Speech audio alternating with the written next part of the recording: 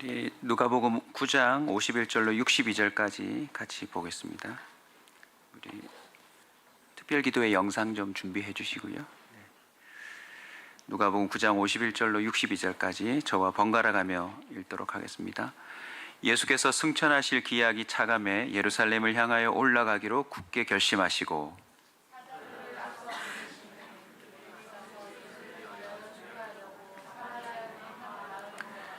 예수께서 예루살렘을 향하여 가시기 때문에 그들이 받아들이지 아니하는지라.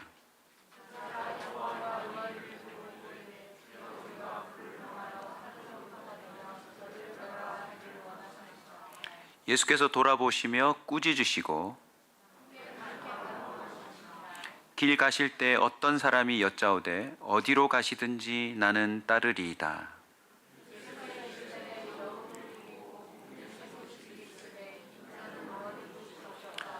또 다른 사람에게 나를 따르라 하시니 그가 이르되 나로 먼저 가서 내 아버지를 장사하게 허락하옵소서.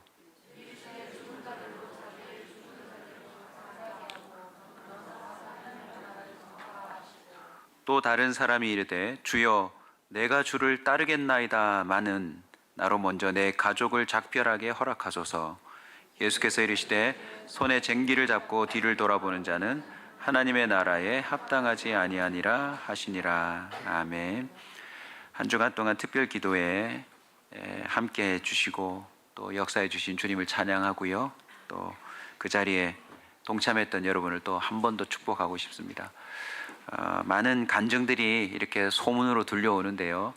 여러분 정말 하나님이 결심한 자에게 역사하실 줄 믿습니다.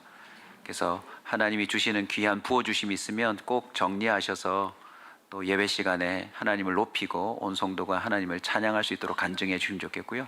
우선 짧게라도 영상으로 한번 그 주신 은혜를 뒤돌아보고 말씀을 듣겠습니다.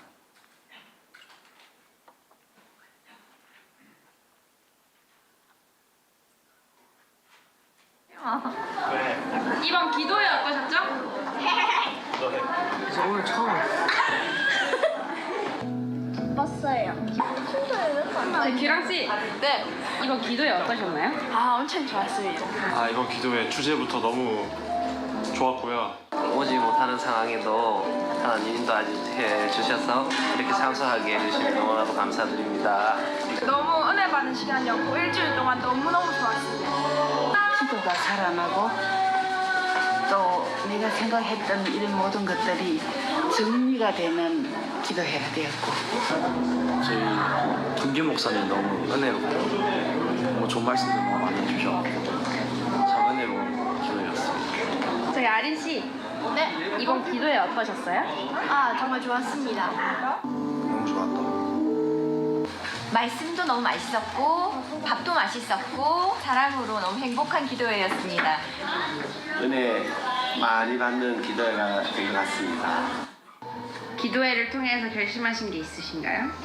저희 결심이요? 네. 저는 성경 암송을 열심히 시작하려고 결심했습니다. 기도를 열심히 해야 되겠구나. 유튜브 쇼츠를 끊겠습니다. 교회 빨리 오기를. 교회 열심히 나오겠습니다. 좋은 친구 되기. 얘한테 5학년 때 좋은 친구 만나기. 만났잖아. 나 정말 보아스를 만나기 위한 결심을 해서 솔로몬처럼 지혜를 구할 결심을 했습니다. 일단 매일 말씀 묵상하면서 살아가니 그게 굉장히 나이스한 초이스. 휴지 매일 하기. 하나님께 지혜를 구할 결심을 했습니다. 와 우리 아들 손자 며느리 올해는 어떤 일이 있어도 하나님 앞에 올 수 있게 그걸 결심했습니다. 하나님께 조금 더 낮아져야겠다 라는 결심을 하게 됐습니다. 새롭게 시작하는 결심. 이제 교회를 안 빠지고 매주 오고 싶은 마음이 생겼어요. 저는 이번 기도회를 통해서 하나님 앞에 무릎 꿇을 결심을 했습니다. 하나님께서 이 길을 준비하지 않으셨나 25년도를 위해서 하나님께 영광과 감사를 돌리고 우리 목사님 건강하세요. 교회에 기도하러 오는 것도 결심이 안 돼요, 우리가. 왜요? 우리가 생각하는 핑계가 너무 많기 때문에. 나의 눈물이 고이길 원해요.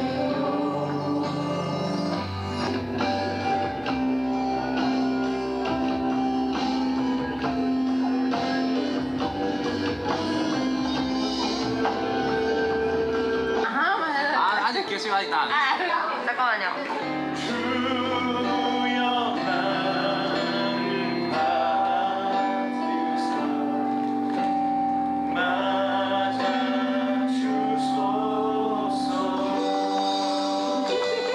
하나, 둘, 셋. 파이팅. 파이팅! 파이팅! 파이팅! 파이팅! 파이팅! 파이팅!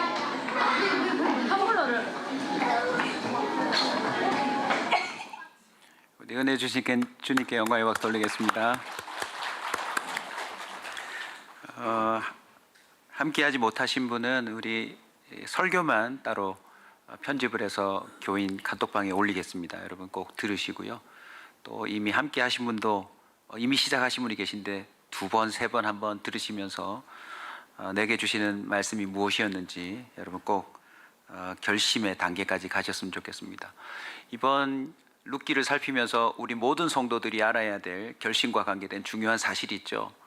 나오미가 결심하고 룻이 결심하고 보아스가 결심해서 참 인생의 이 밑바닥에서 새로운 행복한 장면으로 넘어가는데 알고 봤더니 마태복음 1장으로 가보니까요, 그죠?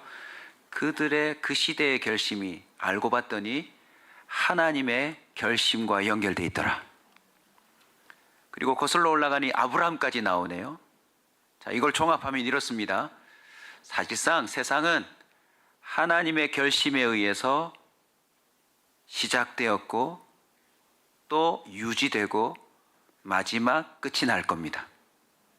물론 사탄과 사람들의 타락하고 어리석고 미련한 결심들이 이걸 엉망진창으로 만들지만 결국은 하나님의 결심으로 인하여 하나님의 뜻대로 될 겁니다. 이 과정 중에서요, 중요한 물줄기가 있어요. 하나님이 선택한 사람들이 있더라는 거죠. 구원하기로. 또 하나님의 일에 쓰기로 결정한 사람들이 있는데 그들은 신기하게도 자신의 결정처럼 보이지만 하나님의 이 결심 때문에 그들이 살아가는 시대에 아주 중요한 결정을 하게 되더라는 것입니다.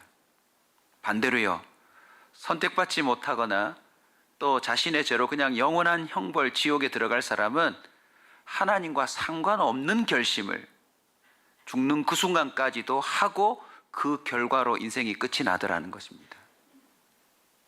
그래서 2025년이 더더욱 중요합니다. 새해가 주어졌는데 저와 여러분에게 하나님의 결심과 연결되어 있는 결심이 누구한테? 나한테 있어야 합니다. 나한테. 뭐 살을 빼보겠다, 공부를 새로 시작하겠다, 이런 자신의 소소한 결심도 중요하지만 그게 하나님과 연결되어 있는 결심이어야 의미가 있다. 그래서 다시 한번 하나님의 결심이 구체적으로 드러났던 예수님의 결심 한 번 더 오늘 본문을 통해서 살피면서요, 우리 모두가 결단하기를 원합니다. 오늘 본문에 보시면 51절입니다. 성경을 보면서 좀 따라와 주십시오. 예수께서 굳게 무엇하셨대요, 여러분? 결심하셨대요. 사실 예수님은 결심할 이유도 없고 굳게라는 단어를 쓸 필요도 없어요. 왜냐하면 예수님이 드는 생각 자체가 가장 흠없고 선하고 아름다운 생각 아닙니까? 사람인 우리야, 그죠? 마음을 먹더라도 굳게 해야 이게 뭐가 일이 되고 뭔가 열매가 나올 텐데 예수님은 굳이 굳게 결심한다 표현을 쓰지 않으셔도 예수님의 생각은 다 하나님의 생각 아닙니까? 그런데 의미가 있는 거예요. 의도가 있는 거죠. 예수님께서 굳게 결심하시고 우리를 염두에 두고 보여준 모습입니다. 예수님은 그럴 필요가 없는데 굳게 결심하셨어요. 이유가 나옵니다. 승천하실 기약이 차감해. 자, 여기서 하나 또 내 걸로 만드십시오. 예수님은 여유를 부릴 시간이 없었어요. 지금이 예수님이 가장 인기가 좋은 시점이잖아요. 병든 자 다 고쳤지, 귀신 쫓아냈지, 죽은 자도 살려냈지. 매일같이 예수, 예수, 예수. 이 분위기라면 대통령 나가면 바로 당선이에요. 그러면 또 사람들 만나서 대접받고 대화 나누고 그들의 칭찬 속에 즐거워하실 필요가 있는데, 주님은 지금 승천하실 기약이 차감해. 자신의 인생의 끝이 다가오기 때문에 다른 마음을 결심할 겨를이 없는 거예요. 오직 끝을 향하여 가장 단순하게 집중력 있게 할 일을 하자라고 결심한 거죠. 저와 여러분에게도 그 은혜가 필요해요. 여러분, 2025년이요, 저와 여러분에게 그 수많은 해 중에 하나라고 착각하시면 안 돼요. 왜요? 주님이 보여주셨잖아요. 우리 항공기 사고를 통해서 우리의 삶이 언제든지 끝날 수 있다.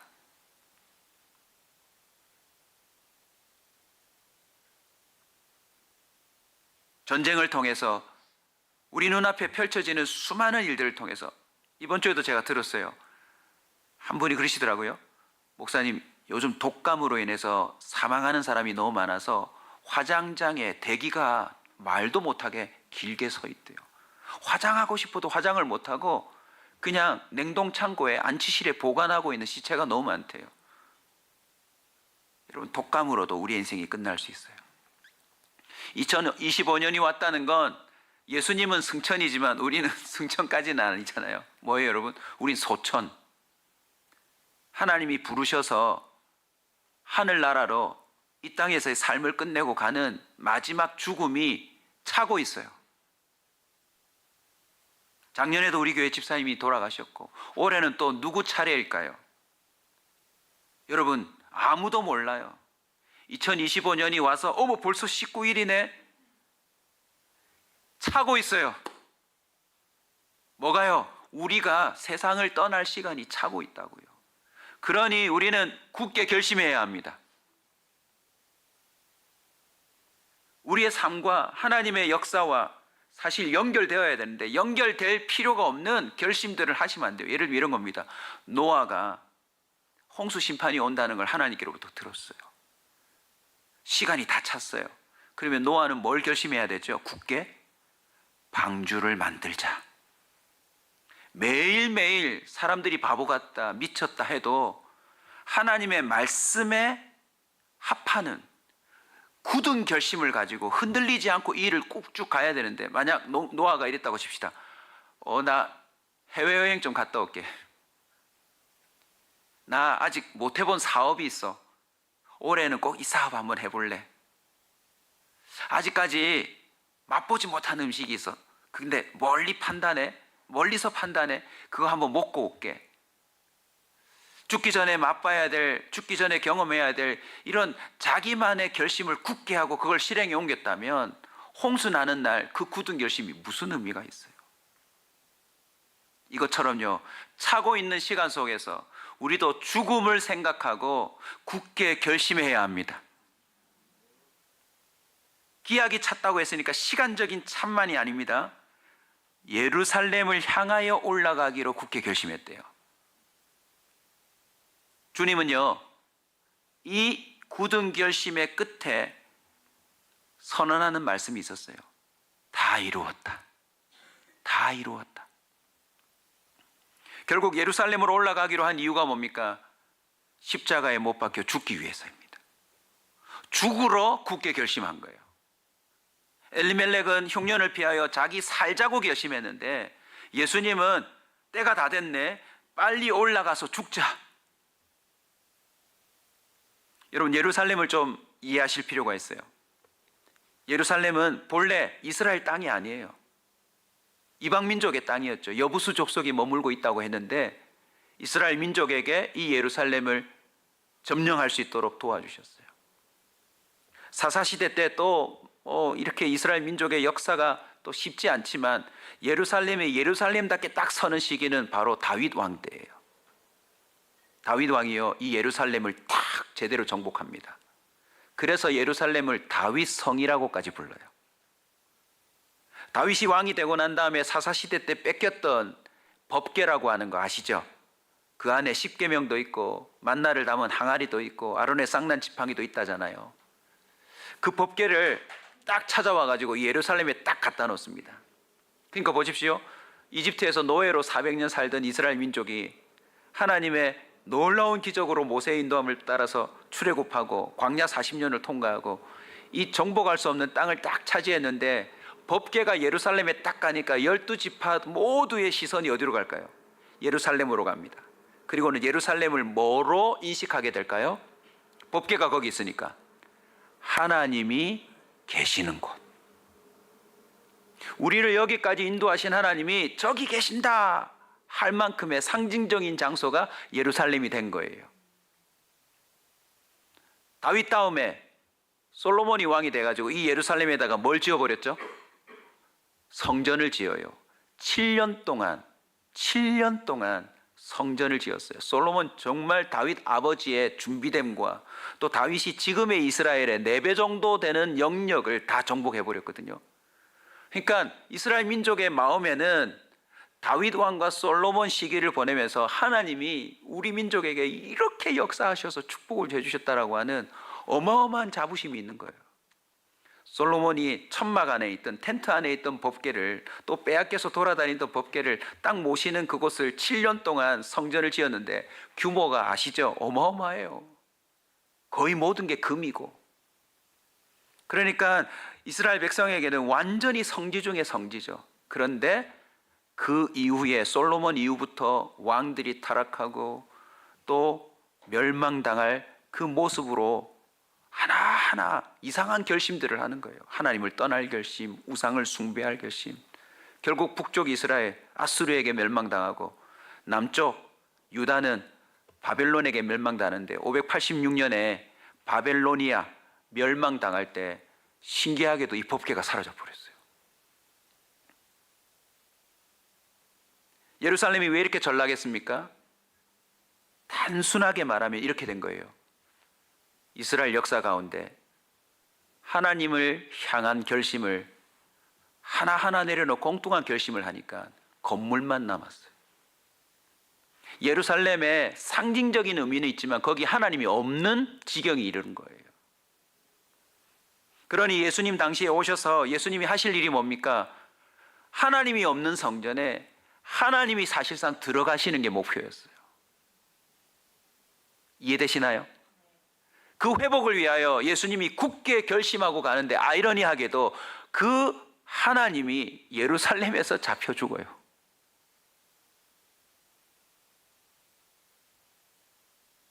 누가복음 9장 31절 우리 읽었던 본문에서 조금만 올라가면 보십시다. 영광 중에 나타나사 장차 예수께서 예루살렘에서 별세하실 것을 말할세. 하나님의 결심이에요. 예루살렘에서 예수님은 죽습니다. 하나님이 그걸 왜 결심했죠? 하나님을 믿는다지만 하나님이 아니고 계신 곳에 진짜 임재하시기 위해서. 다른 결심으로 빈손이 되고 엉망진창이 된 내 백성들을 다시 구원하기 위해서 예수님이 굳게 결심하시고 하나님의 결심을 따라 전진한 것입니다. 누가복음 13장 34절로 가면 예루살렘의 상태를 더 정확하게 표현해 주세요. 예루살렘아, 예루살렘아, 선지자들을 죽이고 내게 파송된 자들을 돌로 치는 자여, 암탉이 제 새끼를 날개 아래 모음과 같이 내가 너희 자녀를 모으려 한 일이 몇 번이냐. 그러나 너희가 뭐하지 아니하였다? 원하지 아니하였다. 예루살렘은 어떤 곳입니까?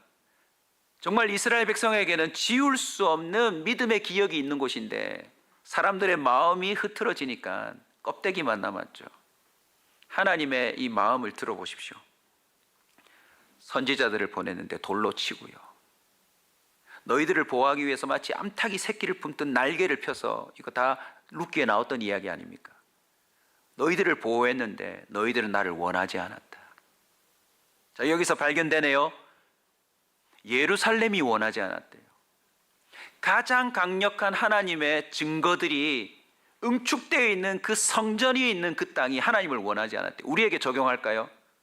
오늘날요, 한국 교회 얼마나 증거가 많습니까? 예루살렘아 예루살렘아 대신 항구가 부산아 얼마나 많은 선지자들을 우리 대한민국에 보냈습니까? 양화진을 가보십시오. 토마스 선교사를 지자계로 어마어마한 선교사들이 연세대학을 세우고 병원을 세우고 대한민국의 근대화를 이루는 수많은 순교의 피를 흘리면서 보내줬지만, 그리고 믿음의 선배들을 통해서 마치 대한민국을 진짜 품어서 이 없어질 나라가 이렇게 좋은 나라가 됐잖아요. 그런데 요즘 보십시오. 교회 안에 사람들마저도 하나님을 원하지 않아요. 증명해 볼까요? 이번 한 주만 봅시다. 2025년 19일 지났는데 여러분 자신을 한번 보세요. 여러분 예수님 믿습니까? 그런데 기도할 마음이 없어요. 기도를 원하지 않아요. 성경 읽겠다고 했지만 성경 몇 장이나 읽으셨어요? 성경을 원하지 않아요. 여러분의 원함을 보세요. 여러분, 저도 사실은 진짜 하나님이 우리에게 주시는 메시지인 것 같아요. 저도 3대째 모태신앙이고 제가 목회자의 길을 걸으며 하나님이 역사하신 증거를 보면 제가 지금 제 반성이 된다니까요. 이 정도 하나님의 은혜와 역사가 쌓여 있으면 저 이 정도 결심하고 살면 안 돼요. 이번 특별 기도회 끝나고도요, 보십시오. 정말 은혜 많이 주셨거든요. 마지막 날도 우리 틴틴 아이들이 기도 받겠다고 했는데 손을 얻는데요. 진짜 이건 기도한 아이들이 같이 할 거예요. 대사에 없는 기도가 쏟아지는데 그 아이의 삶을 마치 하나님이 아시고 나한테 기도를 시킨 것처럼 막 쏟아지는데 너무너무 기뻤어요. 여러분, 이 정도 역사가 일어났으면 저에게도 막 이 부산을 뒤집을 결심이 있어야 될 거 아닙니까? 대한민국을 뒤집을 결심이 있어야 될 거 아닙니까? 그런데 기도회가 끝나니까 제 마음에서 어떤 결심이 오냐면 좀 쉬자. 한 3일은 좀 쉬어야 되겠다. 어디 가서. 자꾸 이런 결심이 생겨요. 저와 여러분의 약점이 뭐죠? 하나님은 굳게 결심하고 계속 전진하며 가장 강력한 역사를 우리에게 선보여 주시고 다 이루셨는데 우리는 여전히요, 마음이 없어요. 마음. 오늘 다행히 교회에 올 마음을 주셔서 교회까지는 오셨지만 여러분 자신을 면밀히 살피셔야 됩니다. 기도할 마음 있으세요? 이상하게 원하지 않아요. 기도하면 기적이 일어난다는 소문을 들었음에도 나오미처럼 룻처럼 모든 걸 걸고 기도에 들어갈 마음이 없는 사람이 꽤 많아요. 내가 너희들의 인생을 암탉이 새끼를 품듯 얼마나 위기를 많이 품어줬느냐. 내가 너희들에게 얼마나 많은 굳은 결심으로 너희들이 떠나가지 않도록 끌어다니며 붙들어 주었느냐. 그래 해도요, 이상하게 우리는 원하지 않아요. 의식은 있는데 이 세레모니를 말합니다. 예루살렘에 하나님께 빵빠레 울리고 막 제물 잡고 하는 세레모니 예배는 있는데 거기에 진짜 하나님은 안 계셔요. 막 신앙 고백은 있어요. 오 주여 주님은 만군해 주시고 우리의 창조주가 되시고 고백은 있는데 딱 들여다보면 믿음, 신앙이라는 결심은 안 보여요. 예수님께서도 직접 말했던 것처럼 너희들이 입술로는 나를 공경하지만 마음은 멀도다 했던 것처럼요. 말은 많아요. 주님이 하셨어요. 주님이 역사하셨어요. 주님이 날 도우시는 것 같아요 하는데 막상 들여다보면 그 주님을 향한 행동이라고 하는 결심은 없어요. 그런데 주님은 그 예루살렘을 향하여 굳게 결심하고 올라가기로 하셨어요. 여기에 소망이 있어요. 뭔지 아세요?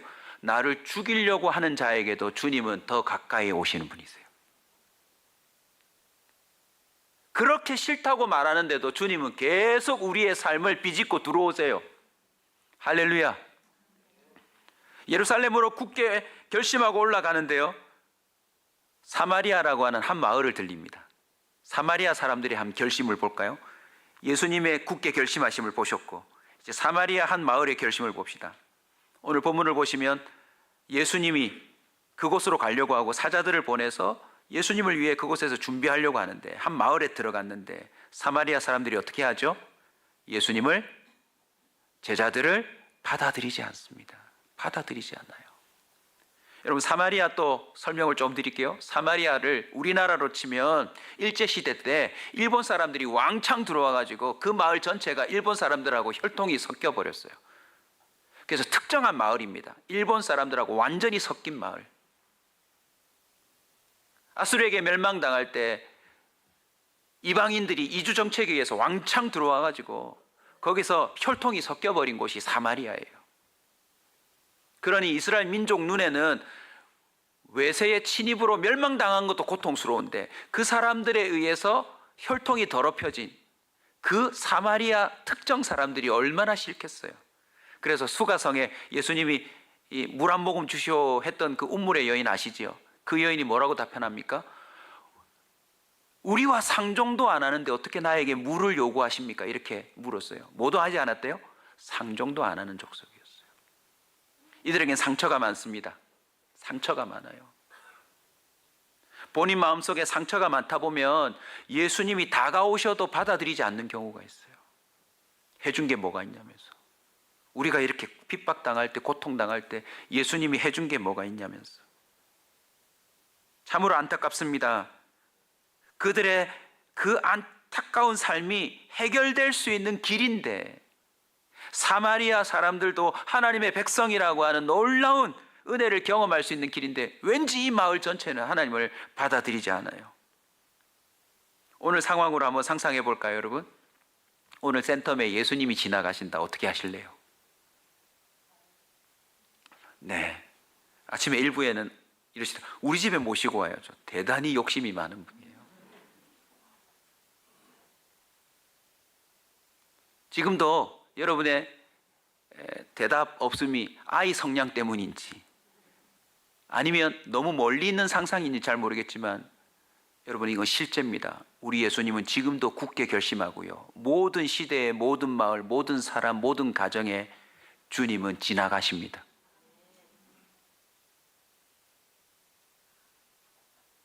여러분이 사는 마을에 진짜 예수님이 오신다면 여러분이 어떻게 할까요? 그건 대봐야 알아요. 왜냐하면 성경에 많이 나오거든요. 소문을 듣고 나오미처럼 달려가는 사람도 있지만 아이, 또 차 막히겠네. 푸드트럭 들고 거기 가야 되겠네. 다 자기식의 결심을 할 뿐이에요. 마가복음 6장 한번 가볼까요, 여러분? 예수님의 고향 사람들도 유사한 결심을 합니다. 이 사람이 마리아의 아들 목수가 아니냐? 야고보와 요셉과 유다와 시몬의 형제가 아니냐? 그의 누이들이 우리와 함께 여기 있지 아니하냐? 하고 예수를 뭐한지라? 배척한지라. 많은 사람들이요, 예수 안 돼요. 4대 종교 중에 하나. 크리스마스 주인공 아닌가? 예수에 관한 이야기를 분명히 아는데 배척하는 사람들이 있어요. 안 들어와요, 안 들어와. 좀 안다는 거죠. 하나님의 아들이라고 하되 예수님 하면 십자가 아닌가?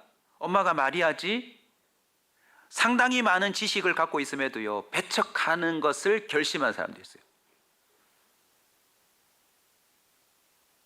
그 다음은 누가 나옵니까? 제자 야고보와 요한이 나오는데요, 이들이 54절에 보면 뭘 결심하려고 하죠? 배척하고 받아들이지 않는 이 사마리아 사람들에게 주님, 저것들이 감히 불을 명하여 멸하게 할까요? 야고보와 요한은 뭘 결심했죠? 예수님과 동행하는 사람이면 주님과 동행하는 결심을 해야 되잖아요. 근데 주님과 같이 가면서 이들은 주님과 반대되는 마음을 결심해요. 뭐죠? 판단하고 정죄하고 심판하고 싶어 하는 거예요.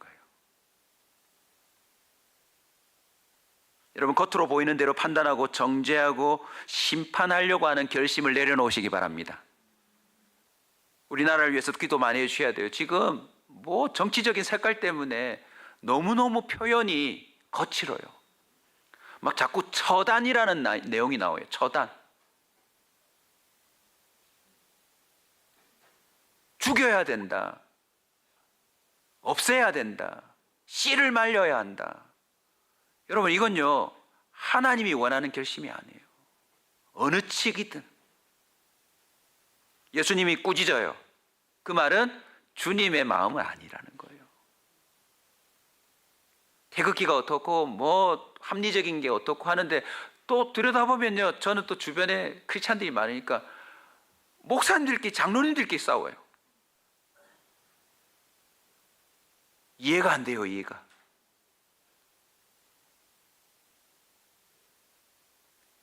야고보와 요한은 예수님의 생각을 물었어야 돼요. 예수님, 사마리아가 이렇게 반응하는데 주님 마음은 어떠세요? 주님은 어떻게 하길 원하세요? 물어야지. 자기들이 나서서 불을 명해갖고 그냥 확, 여기서 또 오만이 나오죠. 자기들이 마치 불을 불러서 명할 수 있는 힘이 있는 것처럼 착각하고 있어요. 누가복음 6장 37절입니다. 비판하지 말라, 그리하면 너희가 비판을 받지 않을 것이요, 정죄하지 말라, 그리하면 너희가 정죄를 받지 않을 것이요, 무엇하라? 용서하라, 그리하면 너희가 용서를 받을 것이요. 우리 고린도전서 4장 5절도 한 번 더 읽고 좀 정리를 할까요? 그러므로 때가 이르기 전에 곧 주께서 오시기까지 아무것도 판단하지 말래요. 왜냐하면 주님이 와야 이게 정확하게 판결이 나요. 베이직 교회라고 저도 주목하고 있는 귀한 모델이 되는 교회가 있는데, 거기 목사님이 조정민 목사님이라고 MBC 사장 출신의 목사님이세요. 제가 며칠 전에 설교 듣다가 막 웃었어요. 목사님 아시죠? 이분이 출신이 어딘지 모르겠는데 하여튼 서울 말투는 아니에요. 약간 터프하세요. 상남자 목소리예요. 성경을 이렇게 들고, 여러분요, 뭐 뉴스 보지 마세요.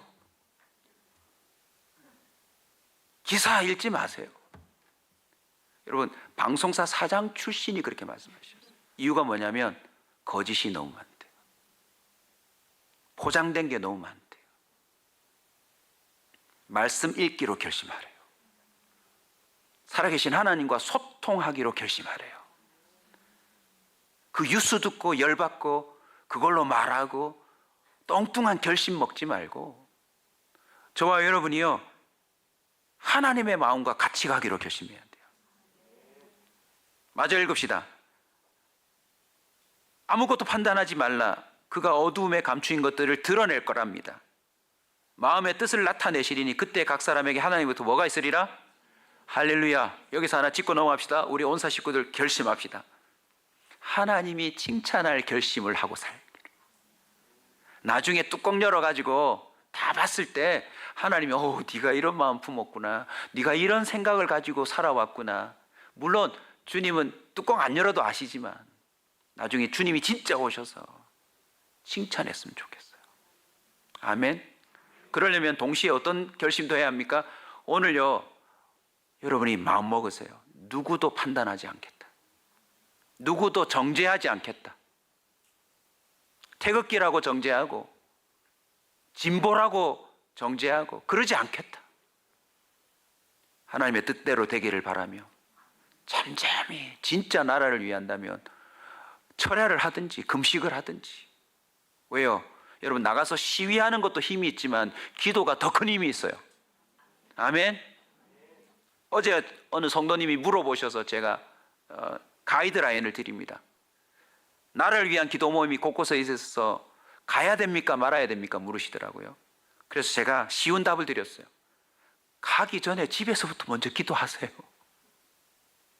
집에서도 기도 안 하는데 거기 가가지고 기도를 한다. 지금은 기도 모임 잘못 가시면 그 모임이 정치적으로 이용당할 가능성이 높아요. 뭐 하나 걸어버리면 그렇게 보이기 시작하니까. 그래서 우리 성도들에게도 부탁드립니다. 여러분 개인이 여러분 거실에서 정말 나라를 위해 하나님이 감동하실 만큼 기도한다면 역사 일어날 겁니다. 아멘. 그리고 공적인 예배 때 우리가 합심하여 기도합시다. 아멘. 사람 이름 거론하지 마십시오. 또 뭐 두 분이서 주여 함께 기도했는데 이쪽에서 주여 이재명, 주여 윤석열 이러는 순간 둘이, 우리는 오직 예수 그리스도. 우리는 오직 예수 그리스도. 아멘.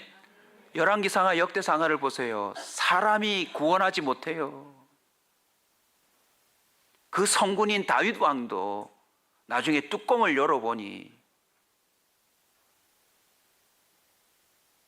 그 추한 삶이 있는데 우리가 어떻게 사람 이름에 우리나라의 운명을 걸어요?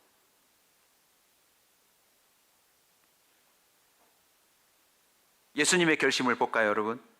꾸짖으십니다. 그리고 그 푸더제보에도 참으십니다. 즉각 심판하지 않습니다. 그리고 어떻게 하세요? 다른 마을로 가세요. 여러분, 예루살렘으로 굳게 가기로 결심한 건 나를 죽이기로 결심한 자들에게도 주님은 다시 기회를 주시러 들어가는 거고요. 주님을 대면하도록. 상종하지 않는 그 사마리아 마을도 주님은 또 도전하신 거고요. 여기도 받아들이지 않는다 하니 주님은 다른 마을로 가세요. 그 마을이 어느 마을인지 모르지만 우리 마을이라 생각하고 아멘 한번 해줍시다. 주님은 나를 만나러도 오신다. 아멘. 그 마을 사람들 난리 난 거예요. 여러분, 참 희한한 장면입니다. 여러분, 정신 차리고 들어주세요. 누군가가 결심하지 않으면 나에게 기회가 옵니다. 오늘 일꾼 오리엔테이션도 할 건데요. 여러분, 유심히 보세요. 이거는 검증된 겁니다. 저도 검증한 겁니다. 교회를 위해서 봉사 좀 하시죠 라고 기회를 드릴 때 그 기회를 결심하고 붙잡으면요, 상상하지 못했던 일들이 벌어집니다. 증명된 거예요, 이건요. 저 목회 인생 전부에서 증명한 겁니다. 물론 부담스러워요. 목사님, 제가 어떻게 부장을 합니까? 목사님, 제가 어떻게 교사를 합니까? 그런데요, 그 결심을 하면 하나님이 하실 일이 있어요. 그런데 거절하시면 그 기회가 다른 사람한테 갑니다.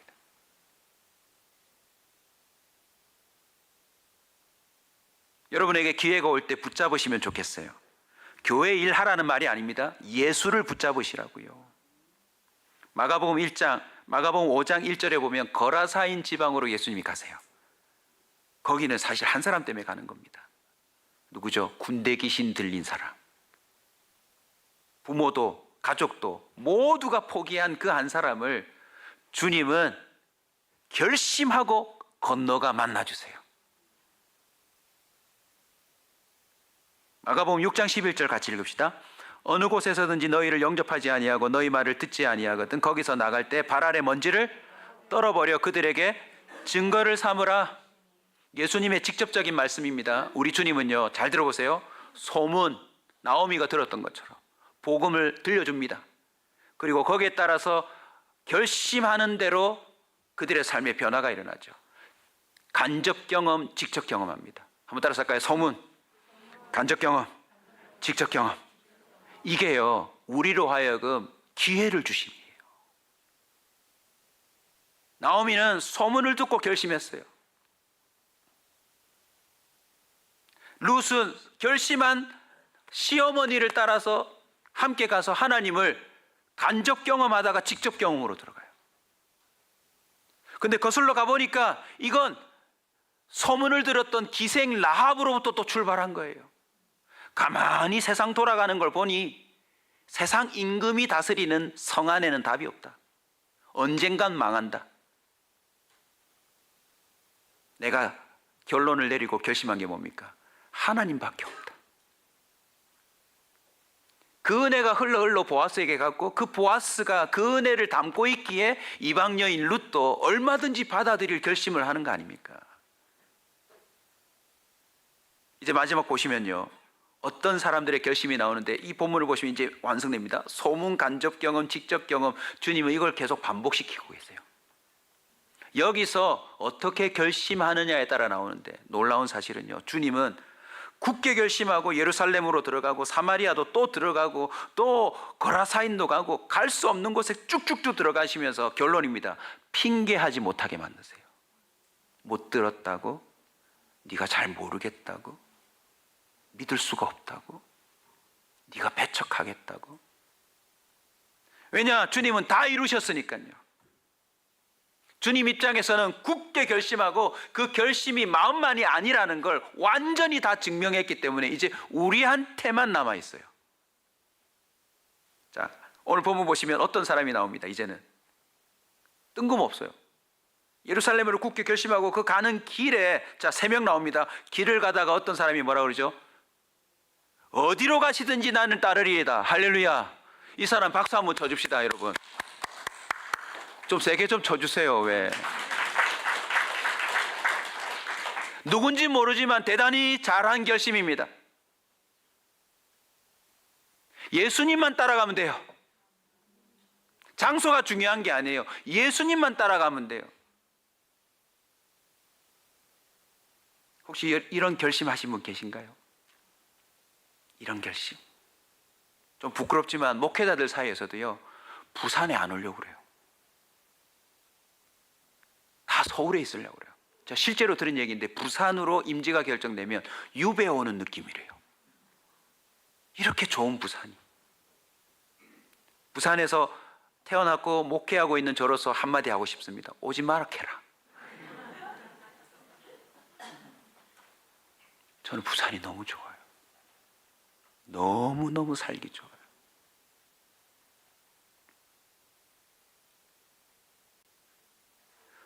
주를 위해 목숨을 걸겠다고 말해놓고선요, 그 결심이 온전치 못해요. 그 밑에 사람들 나옵니다. 59절, 또 다른 사람에게 예수님이 따르라 하시니 그가 뭐라고 말하죠? 나로 먼저 가서 아버지를 장사하게 하소서. 그랬더니 예수님이 뭐라고 그럽니까? 죽은 자들로 자기 죽은 자들을 장사하게 하고 너는 가서 하나님 나라를 전파하라. 또 다른 사람이 등장합니다. 주여 내가 주를 따르겠나이다마는 불안해요. 결심이 좀 시원찮습니다. 따르겠습니다가 아니라 따르겠습니다마는 나로 먼저 내 가족을 작별하게 하소서. 그랬더니 예수님이 뭐라고 합니까? 손에 쟁기를 들었으면 빨리 뭘 파든지 경작을 해야 될 텐데 자꾸 뒤돌아보냐. 하나님 나라에 합당하지 않다. 여러분, 예수님의 인격으로 볼 때 지금 실제 상황입니다. 지금 예수님을 따르려고 했는데 집에 상이 났는데 먼 친척의 상이 아니라 누가 돌아가셨어요? 아버지가 돌아갔으면 뭐하러 가야 합니까? 장례 치르러 가야죠. 적어도 신학생 되기로 결정했으면 할아버지 할머니한테 가서 저 이제 떠납니다. 인사해야 될 거 아니에요. 주님은 모진 인격으로 말한 게 아닙니다. 무엇을 점검해 주셨냐면 이들은 아직 예수님을 몰라요. 이들은 아직 하나님의 나라를 모르고 결심했어요. 소문에 좀 멋져 보이고 기적도 일어나고 하니 저분을 따르는 게 좋겠다라고 한 것 같아요. 이유를 설명해 볼까요? 예수님을 알았다면 아버지 장례 안 치르고 가면 예수님은 아버지를 부활시킬 수 있는 분이에요.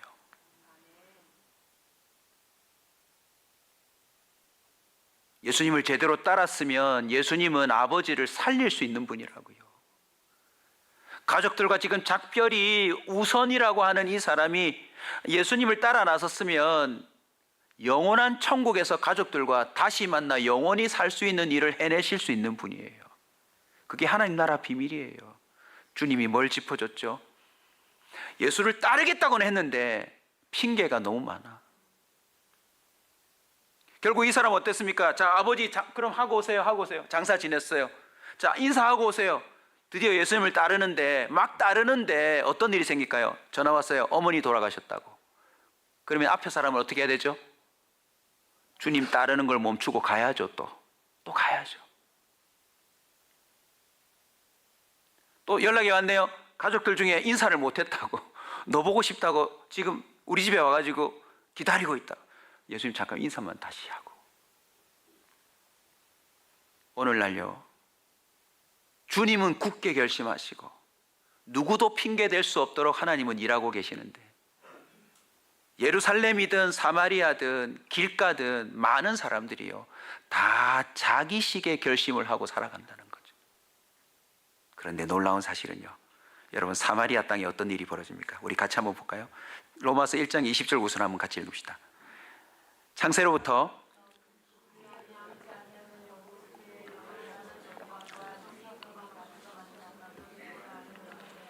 할렐루야.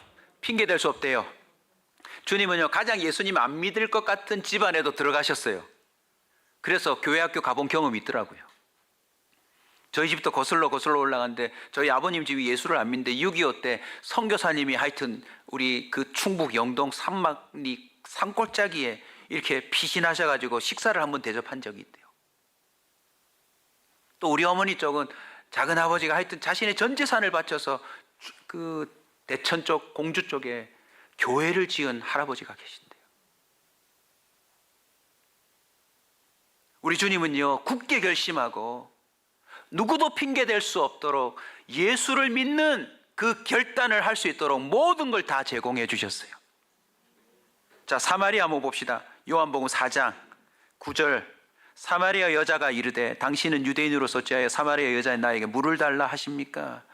이 여자 참 복잡하죠. 남편이 그죠? 4-5이 되고 지금도 물 길러 나왔지만 갈증이 해결되지 않는 사람. 우리 교회에 한번 세우시오. 이혼을 1번, 2번, 3번 내고 5번까지 해서 지금도 새 남자를 만나서 사는데 전혀 기쁨이 없다. 아마 교회 와도 많은 사람들이 위로를 못할 거예요. 그런 여자예요. 거기다가 출신은 사마리아예요. 근데 예수님은 이 여자를 일부러 찾아와서 물을 달라고 했어요. 결론이 뭐죠? 자, 여기서 나온 게 여러분 아시죠? 신령과 진정으로 예배할 때가 오나니 나를 마시는 자는 영원히 목마르지 아니하나니, 뭐 이런 얘기들이 다 나옵니다. 결론 28절. 여자가 물동이를 뭐 한 겁니까? 지금 이 여자 물 뚫어 나왔는데 뭐 한 거죠? 결심한 거예요. 베드로와 제자들이 그물과 배를 버려두고 예수를 따른 것처럼 여러분 결심은 이렇게 하는 겁니다.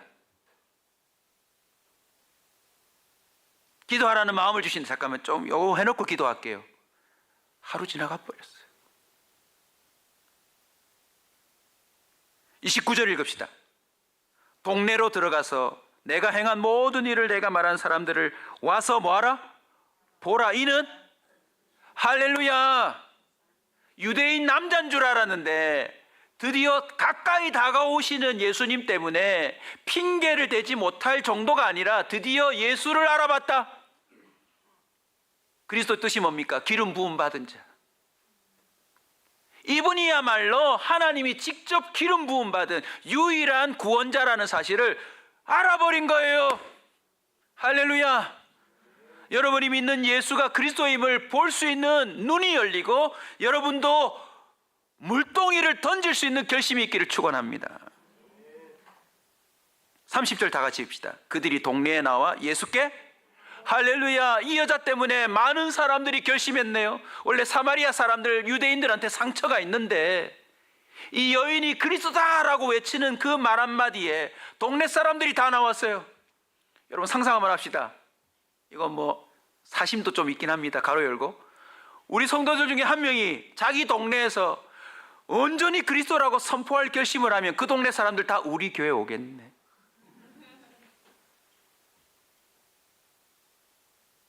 저와 여러분의 문제가 뭔지 아세요? 주님 때문에 구원받았어요 하는데 옆 사람에게 그 예수님을 말할 결심이 없어요. 결심이 없어요. 그냥 그 예수님하고 동행하면 주님 잠깐만 요 일 좀 해놓고 제가 기도 잠깐 할게요. 주님 스케줄이 빡빡해서 그건 안 됩니다 주님. 주님 그거까지는 안 됩니다 주님. 자기 계획이 너무 많아요. 먼저 해야 될 일이 너무 많아요. 그뿐입니까? 드디어 예루살렘으로 굳게 올라가신 이유가 밝혀져요. 예루살렘에서 예수를 믿은 사람이 나와요. 대표 인물이 누굽니까? 바울입니다. 바울.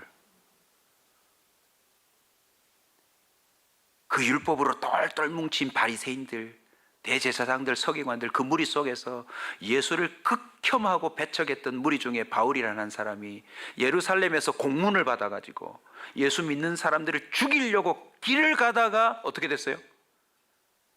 찾아오신 예수님 굳게 결심하고 인간 오늘 길에서 만나겠다. 만나주심으로 바울의 결심이 바뀌었어요. 그리고 그의 삶이 어떻게 되는지 한번 봅시다. 오늘의 결론입니다. 같이 읽읍시다. 사도행전 20장 22절. 보라 이제 나는 성령에 매여 예루살렘으로 가는데 거기서 무슨 일을 당하는지 알지 못하노라.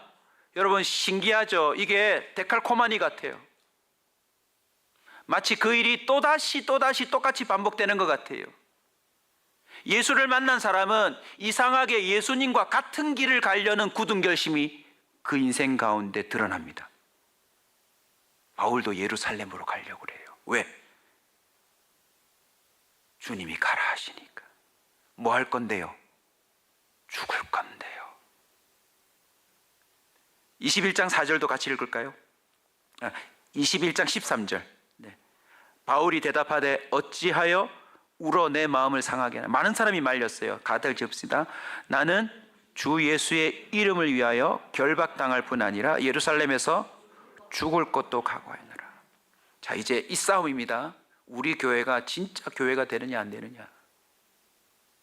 저를 비롯해 여러분이 예수 이름을 위하여 어디까지 결심할 수 있는가.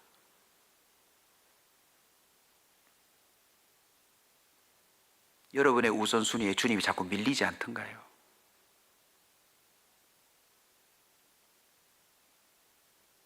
죽을 것도 각오하노라. 예수님이 굳게 결심하심으로 구원하기로 한 사람에게는 그 사람에게도 굳은 결심이 부어집니다. 사도행전 21장 15절 여러분 이미지로 읽으십시오. 같이 읽읍시다. 이 여러 날 후에 여장을 꾸려 예루살렘으로 올라갈세. 이 여러 날 후에 바울의 마음이 흔들릴 수 있잖아요. 사도행전 20장 21장을 읽어보면 성령에 감동된 사람들이 이 사실을 알았어요. 왜냐하면 동일하게 상황을 볼 테니까. 성령에 감동된 사람들이 바울에게 와서 올라가시지 말라고, 안 된다고, 거기 하면 죽는다고, 기도하는데 계속 그 마음을 주신다고. 그러면 흔들릴 거 아니에요? 근데 여장을 꾸렸다는 건 뭐죠? 결심인데 어떤 결심이죠? 굳은 결심인 거예요. 굳은 결심.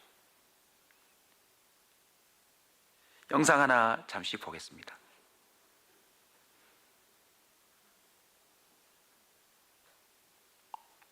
사랑하는 친구 명수를 만났어요. 박명수. 명수에 대해서 중보기도를 하고 있었거든요. 명수, 이거는 진짜 개인적인 이야기인데 얼마 전에 내 사랑하는 친구 명수를 만났어요. 박명수. 명수에 대해서 중보기도를 하고 있었거든요. 명수랑 오랜만에 촬영을 하게 된 거야. 그래갖고 이제 나는 뭐 쉬는 시간에 성경을 읽으니까 그 명수, 야 조혜라 뭐하냐 이래갖고 성경을 읽었어. 걔의 입을 통한 고백이 끝내주고 정말 자기 조카가 너무도 많이 아파가지고 위험했대요. 그래서 주님께 매달렸대. 이 조카를 낫게 해주면 내가 교회를 나가겠습니다. 그 조카가 사랑한 거야. 그래서 명수가 교회를 다닙니다. 명수가 나는 하나님을 끝까지 믿을 거다라고 고백을. 그리고 내가 하나님께 너무 기뻐가지고 성경책을 보냈죠. 저는 박명수 씨를 주목하지 않습니다. 조혜련 씨를 주목해요. 박명수 씨가 하나님을 끝까지 믿을 거야 결심했대요. 근데 그건 가봐야 알아요. 그런데 지금 이 말을 하고 있는 조혜련 씨가 제 눈에 들어와요. 왜요? 몇 년 전에 우리 교회 오셔서 말씀 전해주셨잖아요. 가정이 깨졌어요. 자녀 양육 손을 놔버렸어요. 남녀 호랑갱교, 남녀 호랑갱교, 남녀 호랑갱교. 평생에 이걸 읊고 그것 때문에 성공을 이루었다고 하는 여자였어요. 근데 주님이 깊숙이 찾아와 주셨어요. 그리고 결심했어요. 예수를 믿기로. 그의 엄마가 돌아왔어요. 그의 동생이 돌아왔어요. 그가 이제 동료 연예인들을 놓고 마치 이 사마리아 여인처럼 조혜련 시끄러워. 조혜련 진짜 다 힘들어하는데 무조건 너 하나님 믿어야 돼. 하나님 말씀은 참이야.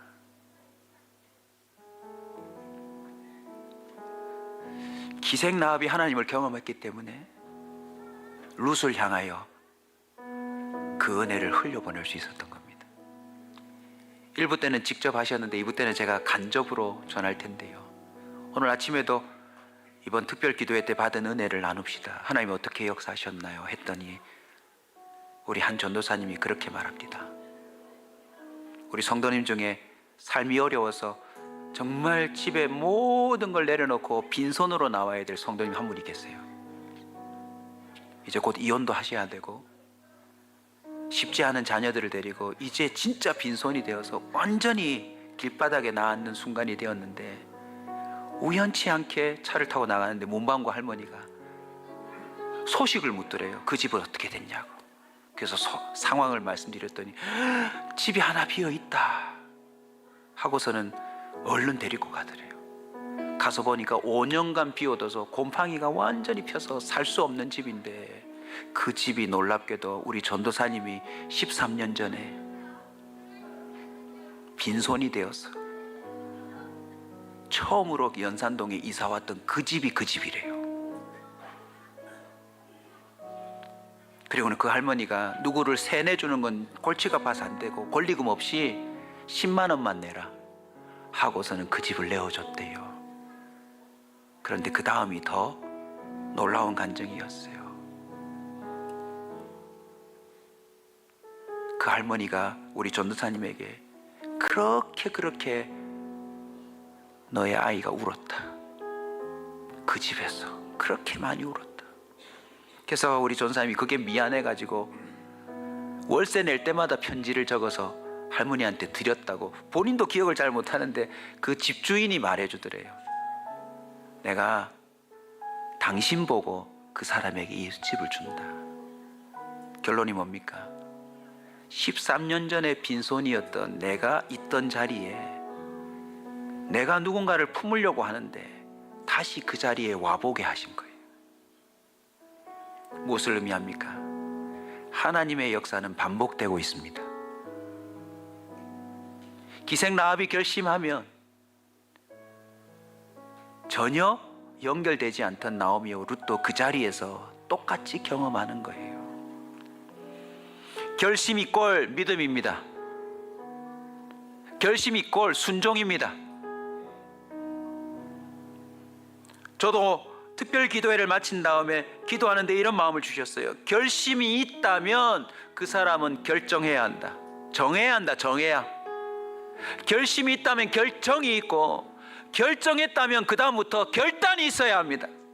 잘라내야 돼요. 내 인생을 허탄하게 만드는 모든 것들을 가지치게 하지 않으면 여러분 예수님 못 따라갑니다. 먼저 이것도 해야 되고, 먼저 이것도 해야 되고. 놀라운 사실은요, 결단까지 갔으면 마치 나에게 있던 뽕나무 가지가 잘려나간 것처럼 내가 원하는 열매는 안 나옵니다. 이제 결심, 결정, 결단 다음이 뭔지 아세요? 결실이에요. 결실. 우리 사역자들 모두가 오늘 아침에 동일하게 말했어요. 결심하고 순종하면 내가 살 수 없는 삶을 산다. 하나님이 날 위해 준비한 삶을 사는데 그건 내 수준이 아니라 하나님급으로 살게 된다. 나오미와 룻이 악착같이 자기가 돈 벌려고 해봤자 나가가지고 과부 대접받는 게 다 아닙니까? 그런데 결심했을 때 보아스의 집에 결혼하고 첫살림하러 들어왔을 때 그 마음이 어땠을까요? 여러분, 하나님이 준비한 삶이 있어요. 우리 모두 다 이제 하나님 인연 안에서 만난 사람들인데, 우리 모두가 서로에게 어떤 사명이 있는 줄 아세요? 누구든지 결심해서 그 결말이 뭔지를 보여주는 사람이 필요해요. 이 사람이 이렇게 결심하고 결정하고 결단하고 그 다음에 하나님이 그 결심 앞에 어떤 결실을 주시고 어떤 결말로 인생이 끝나는지를 보여주는 게 저와 여러분이 이 시대에 이 부산 땅에서, 대한민국에서 예수 믿는 자로 살아야 할 사명입니다. 엘리멜레고를 끝나면 안 돼요. 분명히 하나님을 왕이라고 했는데 자기 살 길 찾아서 갔다가 뭐 딱히 선한 게 없어요. 그러다 죽었다.